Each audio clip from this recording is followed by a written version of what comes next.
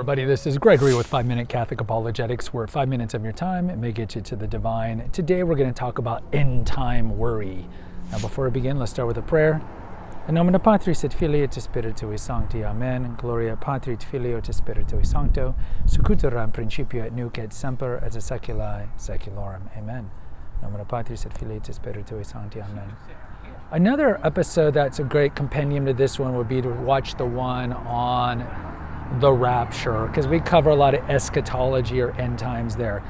Look, with the war going on in the Ukraine and Russia, you see some people, Catholic and certainly Protestant, that gravitate toward the end times preaching. And you can find these guys online, of course. They're trying to interpret what's going on in the Ukraine as signs of the end of the world. And like Christ talks about, there's going to be signs at the end of the world. Certainly go to our treatment on the book of Revelation. We talk about it there as well. And so you see these people who get caught up in end time tribulation and trying to decipher and predict when's the end of the world going to happen. Look, this has been going on forever. We have an episode here on the Seventh-day Adventists, and a lot of the cults try to predict this, right? The end of the world was 1910, and then 1910 passed, it never happened. And look, my advice to you is, who cares? Who cares when the end times are? First of all, people have been trying to predict the end times forever. I mean, 1000 AD, look at 1000 AD. People thought the world was going to end in 1000 AD. People thought, especially in present-day Israel, that with the destruction of the temple in AD 70, that was the end of the world. A lot of the kind of like the rubric and the way we look at Book of Revelation kind of comes from that destruction of the second temple in AD 70. Ultimately, look, we're probably going to die before end times. Let's be real. We're going to die before the end of the world.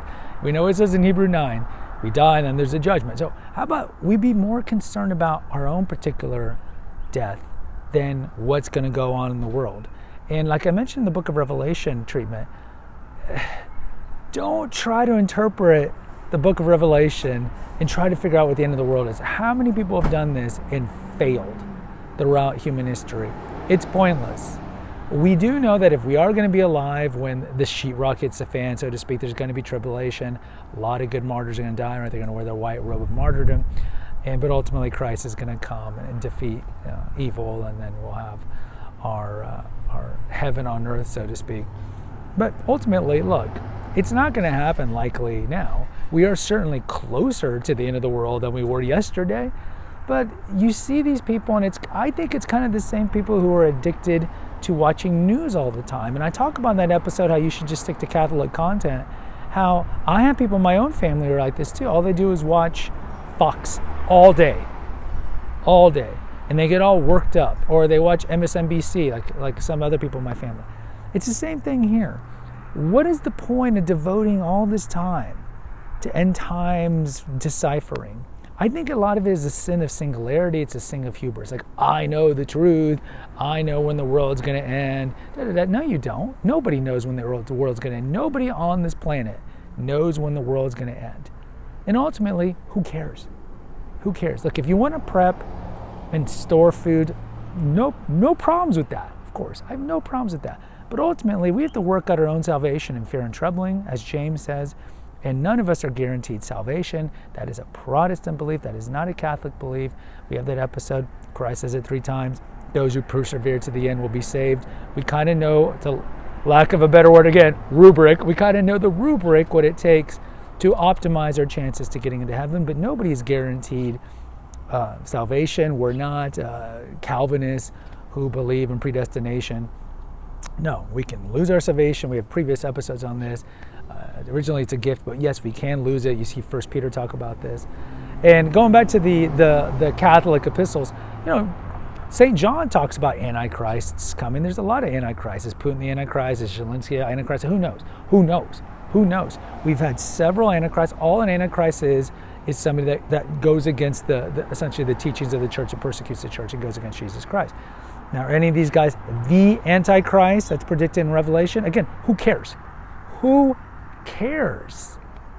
Work on yourself. Work on your own salvation. Work on your works of mercy and receiving the sacraments and being the best Christian that you can be. And don't get sucked down this rabbit hole of end times, because typically it doesn't help you. It makes you arrogant.